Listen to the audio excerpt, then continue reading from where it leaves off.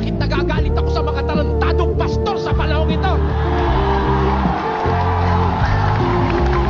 Sana maunawaan nyo, may mga manluloko sa Pilipinas. Maraming manluloko.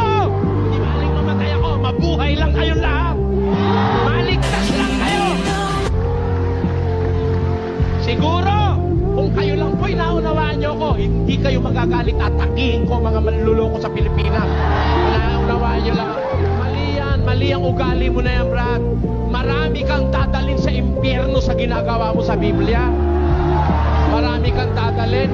Ang pakiusap ko, wag mo akong isama kung sa gusto mong lokohin dahil hindi mo ako maloloko. Hanggang buhay ako, hindi ka uubra. Tandaan mo. Panalangin mong mamatay na ako.